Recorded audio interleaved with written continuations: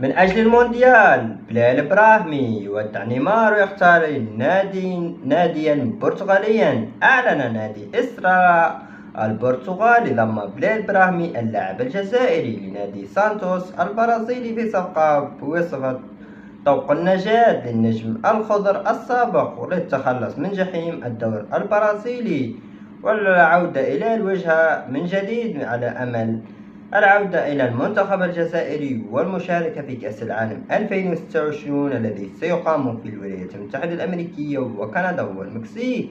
النجم البالغ من العمر 25 عاما انضم إلى النادي البرازيلي التاريخي مزامنا الأسطورة نيمار جونيور في شهر سبتمبر الماضي وبعقد يمتد إلى غاية نهاية العام 2026، لكن تجربته كانت فاشلة بكل المقاييس وخرج من حسابات الفريق لتراجع أدائه وعدم تألقه مع الكرة البرازيلية. وتحول اللاعب إلى مادة دسمة في وسائل الإعلام البرازيلية بسبب الأعباء المادية التي يكلفها النادي سانتوس إياها في الوقت لا يستفيد منه الفريق على أرض الملعب. كما تم إبراز مشكلة كبيرة في ملف استخدامه عندما تم تأكيد بأن المدرب لم يكن وراء فكرة الضم بل فرض عليه ذلك. وكافح نجم نادي نيس الفرنسي السابق من أجل إيجاد فريق جديد قبل غلق الميركاتو الشتوي في أغلب الدوريات الأوروبية منتصف ليلة الاثنين، خاصة أنه لن يلعب ويكتفي بالتدريبات فقط، الأمر الذي قد يؤثر في مسيرته الكروية بشكل كبير وسط تشكيك في قدراته الفنية بعدما كان مرشحا للبصم على مسيرة مميزة في الدوري البرازيلي مع سانتوس إلى جانب نيمار جونيور.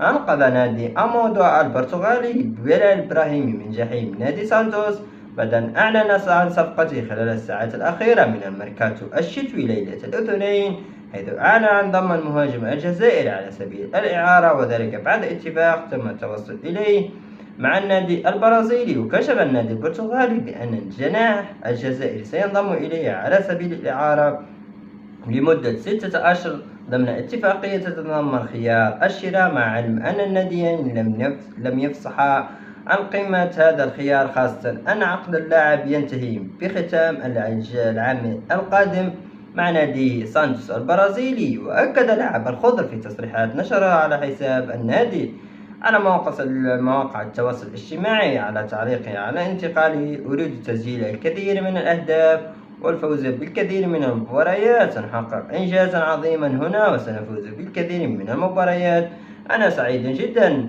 هنا لوجودي.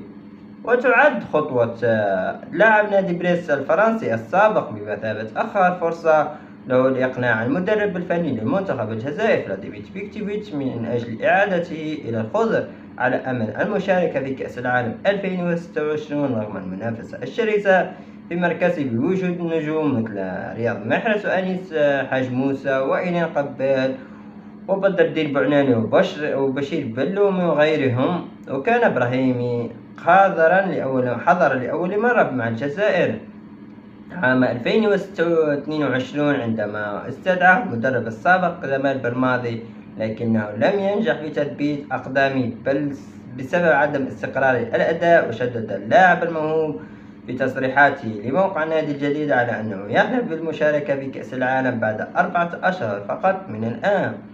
بالتوفيق لبلال براهيمي، بصحة أظنها ستكون مهمة صعبة جدا من المستحيلات أن يجد مكانة مع المنتخب الوطني الجزائري. أتمنى فقط له التوفيق في الفريق الجديد البرتغالي.